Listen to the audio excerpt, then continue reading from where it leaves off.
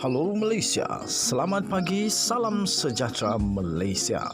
Malaysia kita punya, cintai Malaysiaku, kita jaga kita. Sebelum kita mulakan berita hangat pada hari ini, untuk anda yang baru pertama kali, silalah untuk sudi tekan butang subscribe, like dan share. Sila juga tinggalkan komen anda kerana setiap komen anda amatlah dihargai. Berita hangat hari ini daripada channel ini, Denyut nadi suara rakyat bergema terus-menerus di dalam channel ini. Setiap hari kita membawakan berita-berita terbaru yang pastinya dinantikan oleh seluruh rakyat Malaysia. Kita akan mulakan berita kita. 1, 2, 3. Berita mula sekarang.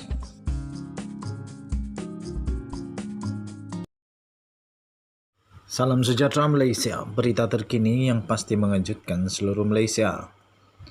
Baru-baru ini Raja Petra Kamarudin telah membuat satu vlog yang telah beliau bongkarkan. Kononnya Datuk Seri Dr. Ahmad Zahid Hamidi telah makan rasuah sebanyak 66 juta ringgit Malaysia berkaitan dengan LCS. Terbaru ini tuan-tuan dan puan-puan, berita terkini berkenaan dengan perkara itu daripada bharian.com.my 5 November 2022. Zahid Hamidi berkata, saya akan saman Raja Petra. Baganda tu, pengerusi Barisan Nasional BN, Datuk Seri Dr. Ahmad Zahid Hamidi akan mengambil tindakan undang-undang terhadap Raja Petra Kamarudin kerana menuduhnya telah menerima sogokan mencecah jumlah jutaan ringgit berkaitan projek kapal tempur pesisir LCS. Ahmad Zahid menegaskan Raja Petra harus dipertanggungjawabkan. Berikutan ini bukan kali pertama penulis blog tersebut membuat kenyataan seumpama itu yang disifatkan sebagai tidak berasas.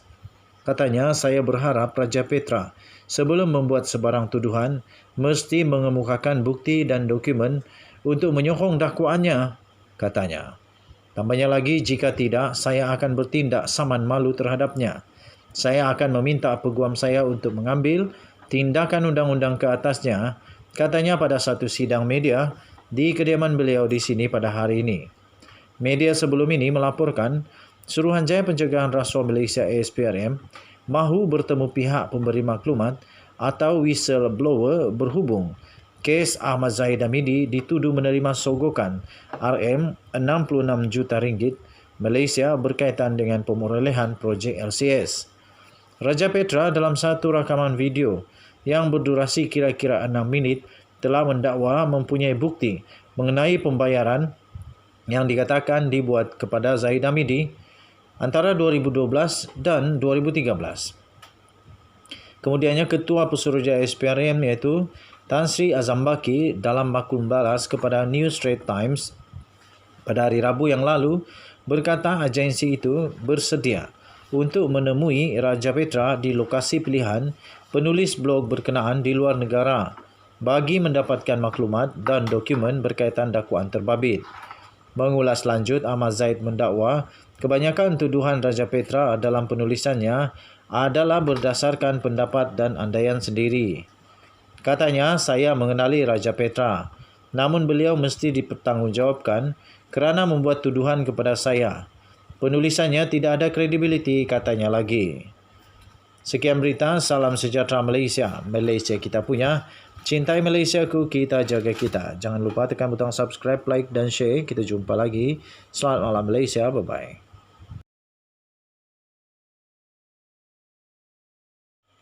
Salam sejahtera Malaysia. Selamat malam tuan-tuan dan puan-puan yang dihormati sekalian. Maka sudah selesai penamaan calon pada hari ini.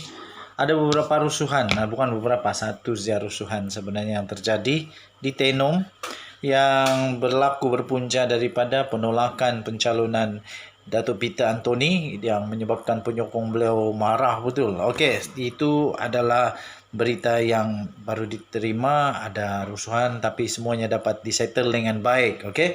So, yang terbaru ini yang pasti mengejutkan Zahid Hamidi. Zahid kena jawab ini dengan betul ya. PRU 15 wanita BN kecewa parti tidak tepati janji, kata Nuraini Ahmad. Nah, apa cerita dengan Zahid lagi ni? Aduh, Barisan Nasional terkejut lagi kali ini. Wanita Barisan Nasional terkilan Apabila pencalonan golongan itu pada pilihan raya umum PRU15 tidak memenuhi sasaran 30% seperti yang dijanjikan pucuk pimpinan parti sebelum ini. Aduh, di dalam parti pun tidak tepati janji, macam mana rakyat mau undi ni? Macam mana rakyat mau undi kalau dalam parti sendiri pun wanita Barisan Nasional sendiri pun terkilan dan kecewa dengan tidak tepati janji daripada Barisan Nasional ni. Zahid kena jawab dan juga semua MCA, MIC sila jawab supaya rakyat boleh pertimbangkan mengundi. Menurut pengerusi wanita BN Datuk Seri Noraini Ahmad, pihaknya sedar bahawa fokus untuk memenangkan parti ketika ini lebih menjadi keutamaan. Bagaimanapun, janji itu akan terus dituntut, khususnya melihat kepada beberapa negeri yang masih belum pun dibubarkan. Betul itu. Jadi kalau sudah janji, pastikan ditunaikan. Ini belum manifesto lagi. Masih terdapat 6 negeri yang masih berbaki, belum dibubarkan lagi katanya. Tambahnya, saya dan kepimpinan Wanita Barisan Nasional akan terus tuntut supaya lebih ramai calon-calon wanita dapat diketengahkan dalam 6 pilihan raya negeri yang akan diadakan pada masa akan datang, katanya dalam satu kenyataan pada Khamis. Ujarnya lagi, pihaknya akan memastikan hasrat itu mampu dicapai selari dengan kehendak parti sebelum ini yang ingin menonjolkan lebih ramai golongan wanita. Alih-alih semua janji tidak ditepati. Aduh, patutlah kecewa betul Wanita Barisan Nasional. Ini pasti akan menjadi satu senjata yang akan dipakai oleh pembangkang ataupun lawan kepada Barisan Nasional. Mereka akan kata kalau dalam parti sendiri pun tidak dapat ditepati, apalagi dengan manifesto. Itu akan menjadi senjata nanti itu. Bahaya jugalah. Sebelum ini, majoriti pimpinan parti politik telah meletakkan komitmen untuk memberi laluan lebih ramai calon golongan wanita untuk berada di pentas PRU15. Perkara itu sebelumnya turut juga disuarakan oleh penyandang Parlimen Kuala Kangsar, yaitu Datuk Mastura Muhammad Yazid yang tidak berpuas hati mengenai kuota calon daripada pergerakan wanita UMNO. Mastura antara beberapa nama dalam kabinet kerajaan yang telah digugurkan sebagai calon PRU15 sejurus selepas pengumuman calon BN yang bakal bertanding pada PRU15. Jadi nampaknya bukan saja tidak ditepati, tapi ada juga orang besar wanita dalam UMNO BN yang turut digugurkan. Salah seorang daripadanya ialah Datuk Mastura Muhammad Yazid yang juga adalah penyandang bagi Parlimen Kuala Kangsar. Kenapa dia digugurkan tidak pastilah apa penyebabnya, tapi memang betul daripada astroawani.com ini dilaporkan PRU15 wanita BN kecewa parti tidak tepati janji. Ini Zaid Hamidi dan MIC, Presiden MIC, Presiden MCA, dan siapa saja yang masih berada dalam Barisan Nasional kena jawab benda ni dengan serius. Kita jumpa lagi. Bye-bye.